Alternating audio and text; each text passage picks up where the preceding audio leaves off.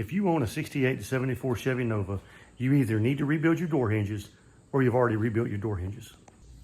So from 1968 until mid-1970, the door hinges on these cars were bolted on. They were bolted onto the car and onto the door. If you needed to remove the hinge, you had to unbolt it from the door or from the car, or both if you're changing the hinge. Now from mid-1970 and up, the hinges were welded on. You had one piece welded to the body, one piece welded to the door, and then if you wanted to remove the door, you had to take the hinge pin out in the middle. This is a bolt-on style hinge. You can see the hinges are bolted right here to the body. They're bolted right here to the car. They've got a pin that is not removable. Well, not really. You can cut it and remove it if you have to, but they're designed to be replaced, not repaired.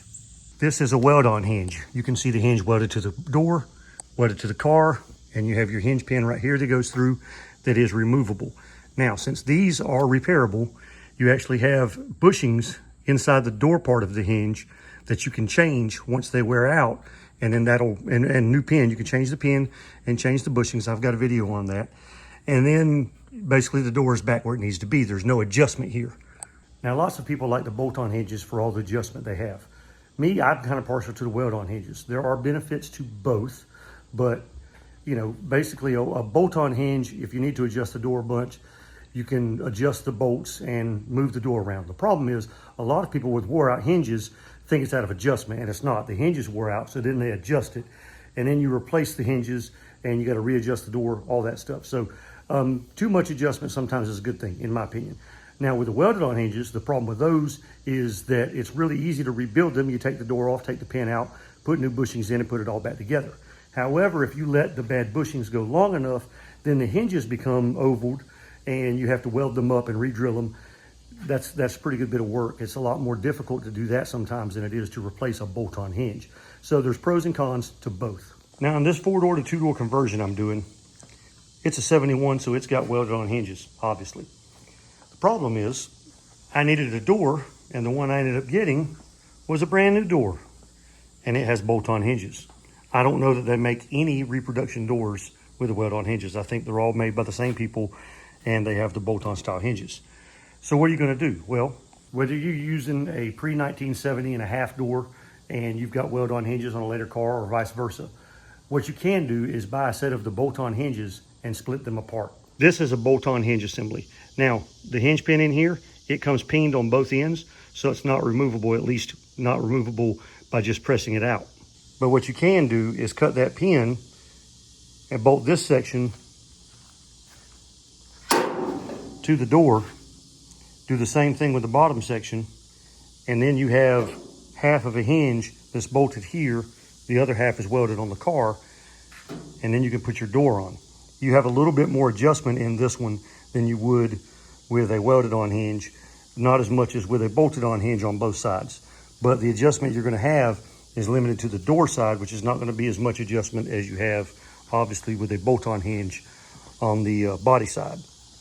Now, a lot of guys want a bolt-on hinge on both sides, and you can do that. You can cut the factory hinge off that's welded on, and then you go in there and you put a bolt plate behind it in the hinge pillar, and then you can bolt your hinges to that. I'm not going to be doing it. It's a lot of work, but it is an option. All right, so I've got the upper half of the hinge bolted in. Now I need to do the lower half, but I haven't separated my hinge yet. I've already got the spring out, and I'm going to grind off the head of this pin and then use a punch to drive it through, and then I'll have two halves. Okay, so I've got the head ground off of it, and I did scar up my hinge a little bit, but that's no big deal. Look at the rest of the car.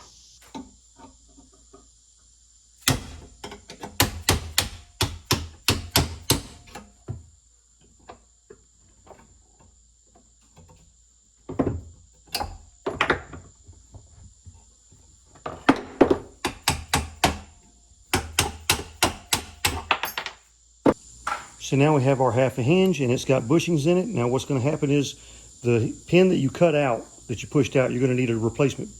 So I've got a replacement pin set that came with bushings. Now, these bushings are brand new. However, these bushings are really loose because that other pin was a different size.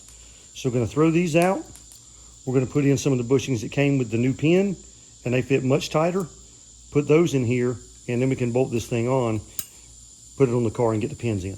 All right, so I've got both of my hinges bolted up. Now I leave mine just a tad bit loose. They're snug, but they're not tight. And that way I want to make sure that I can get the door on, because with as much adjustment as these hinges have in them, you could actually have this one too close to this one, or the hinges too close together, and then it not fit on the door, and you're going to be struggling with it. So I leave them a little bit loose so I can kind of knock them around a little bit, get the door hung, and then once I get them where they'll fit in there, then I can work on my minor adjustments. Okay, I've got my hinge pins ready. I've got my bushings in my hinges. And I'm gonna see if I can get this thing to sit on here without dropping the bushing. Sometimes those bushings are a little bit of a problem. All right, let's try this again. Apparently I'm just gonna drop something no matter what I do.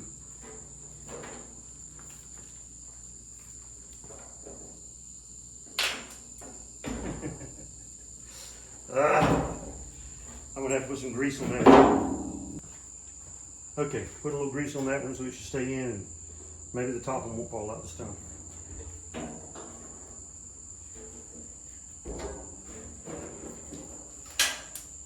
Jesus. Okay, both of the bottom ones have grease on them. If they fall out now, they're getting JB welded.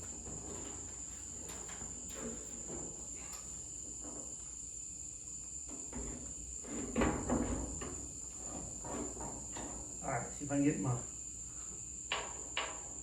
top pin in, get it started. There we go. Now see if I can get my lower pin in.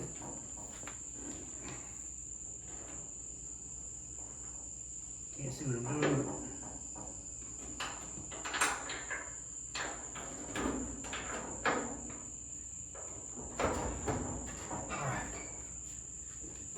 All right.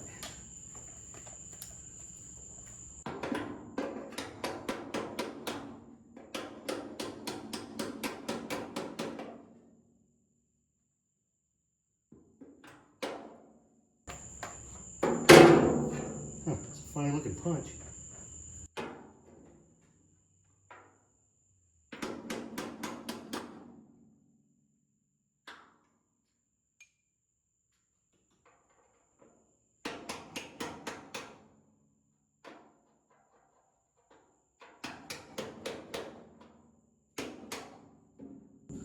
All right, pins are in. Okay, so now that I've got the pins in, we're gonna make sure the door will shut. There's probably gonna be a lot of adjustment needed. Definitely had, it's catching up here. So it'll definitely need to come down this way a little bit. And then back here, there's a huge gap, but the quarter panel's not welded on. Now this has got to come up because I did have my other door, I did have the quarter panel aligned with the other door that was on here from that car. But this is a pretty good gap. My other door was bent, so what I'm probably gonna have to do is put a good door on here, a factory door, make sure that my quarter panel is aligned, and then I can come back and line this door up with the quarter panel. Now, with the bolted on hinges, with only one side being bolt on, I'm not really gonna have any adjustment to bring the door back this way. I'm only really gonna have adjustment up and down with the door. So hopefully the other door that I used off the blue car being bent is the reason I've got the quarter panel so far back. It would not take much to get the quarter panel to move forward, but the other side I've got lined up pretty good. This side I'm gonna have to line up. But what I'm gonna do is take a good factory door that I have that is a weld-on hinge, make sure it's got good bushings in it, put it on here, make sure that I'm lined up with the top of the quarter panel, and then get my gap right where my quarter panel's moved forward, hopefully. And then I won't have to do any major surgery to get this door to work. Now, if I can't use this door, I can't use this door. I might have to use a factory weld-on hinge door, but this being an aftermarket door, it may just be too short. A lot of aftermarket parts, they're not exact.